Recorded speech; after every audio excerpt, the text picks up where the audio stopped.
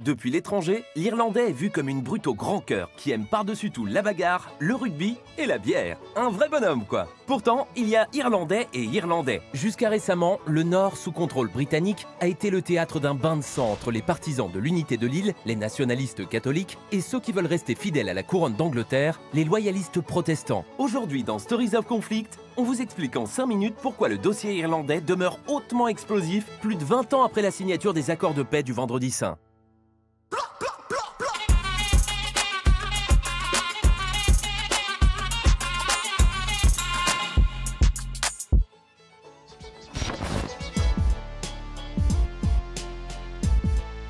En France, nous avons nos irréductibles Gaulois défendant farouchement leur belle Bretagne. En Irlande, ils ont les tribus gaéliques, reconnues pour leur bravoure et leur résistance face aux envahisseurs. Les Anglais commencent la conquête de l'île dès le XIIe siècle et mettront près de 400 ans à asseoir leur domination. Les choses deviennent sérieuses lorsqu'Henri VIII prend le titre de roi d'Irlande en 1541. Ce roi est resté célèbre pour avoir désobéi au pape en divorçant de sa première femme. Cela a entraîné un schisme entre l'église catholique romaine et la toute nouvelle église d'Angleterre. Problème, l'Irlande est catholique et pourrait servir de tête de pont aux ennemis de Londres, à savoir les très pieuses France et Espagne, alliés du pape. C'est à partir de cette période que se met en place le système des plantations, terme qui désigne la politique de colonisation britannique. Les terres sont confisquées afin d'y installer des partisans protestants fidèles à la couronne, principalement dans le Nord. S'ensuit une longue politique de discrimination envers les catholiques qui deviennent des citoyens de seconde zone.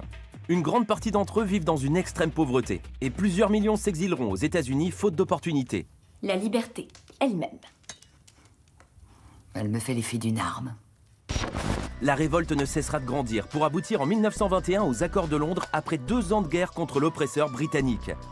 L'île est alors divisée entre le sud, rapidement indépendant, et 6 comtés de l'Ulster, où vivent la majorité des protestants rattachés au Royaume-Uni. La paix semble alors gagnée, du moins dans la partie sud.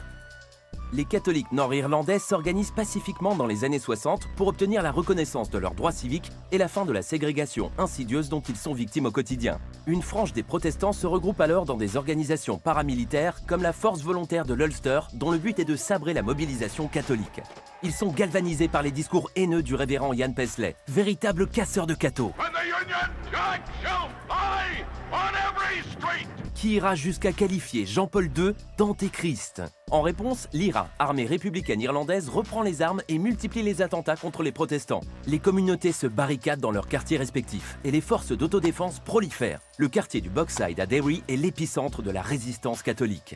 La rupture est définitivement actée le 30 janvier 72, lorsque le premier bataillon parachutiste anglais tire sur une marche pacifique de 20 000 personnes à Derry, prétendant riposter à des tirs de l'IRA.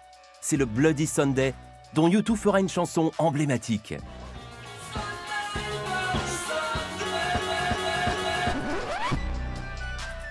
S'ensuivra une longue guerre civile, des internements sans procès pour les combattants de l'IRA et un attentat manqué contre Thatcher à Brighton en 1984. En 30 ans, ce qu'on appelle gentiment les troubles va donner lieu au conflit le plus sanglant de la seconde moitié du XXe siècle en Europe occidentale.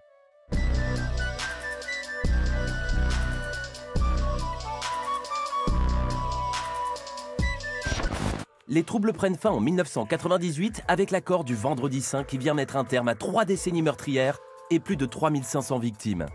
Une solution politique est trouvée. La nouvelle assemblée nord-irlandaise, élue à la proportionnelle, intègre désormais la composante catholique de la société et la souveraineté de l'Irlande est reconnue par le gouvernement britannique.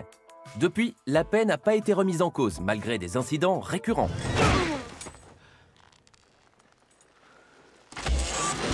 L'ouverture de la frontière a permis une plus grande intégration des 2 parties de l'île, de meilleures performances économiques et une liberté de mouvement jamais encore atteinte.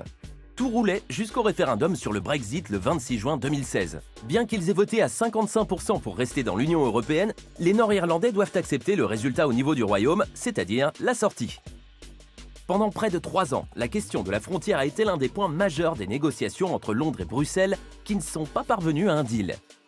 Depuis, les Brits ont officiellement quitté l'UE et Boris Johnson, Bojo pour les intimes, a négocié un nouvel accord de sortie en octobre 2019. La frontière se situera désormais en mer d'Irlande. Sous l'océan, sous l'océan. L'Ulster continuera à appliquer en partie les normes européennes et se prononcera au bout de 4 ans pour les reconduire ou les abandonner. Cela fait de l'Irlande du Nord une zone très spéciale, plus tout à fait dans l'UE et pas totalement dans le Royaume-Uni. Les produits nord-irlandais pourront entrer en Europe sans contrôle. Les marchandises britanniques à destination de l'UE et transitant par l'Ulster seront contrôlées au point d'entrée en Irlande du Nord. Les 500 km de frontière entre les deux Irlandes resteront quant à eux ouverts, respectant ainsi les accords de paix de 98. Pour la partie la plus dure des loyalistes protestants, cet accord est une trahison qui introduit une brèche constitutionnelle dans l'unité du royaume. Le Sinn Féin, parti historiquement proche de l'IRA et longtemps cantonné à l'Irlande du Nord, a fait une percée au sud en remportant les dernières législatives. Certains y voient déjà le signe d'une réunification programmée de l'île. Si l'opinion publique du Sud y semble de plus en plus disposée, la situation au Nord est différente. Le processus de paix est fragile et rien ne permet d'assurer aujourd'hui que les violences ne vont pas ressurgir. Un projet de réunification pourrait mettre le feu aux poudres en provoquant la frange des loyalistes la plus extrémiste. Bref, dans l'affaire irlandaise, Londres et Bruxelles ont le cul entre deux chaises. Sauver les accords de paix et maintenir l'intégrité économique de l'île sont les grandes priorités pour éviter une nouvelle effusion de sang.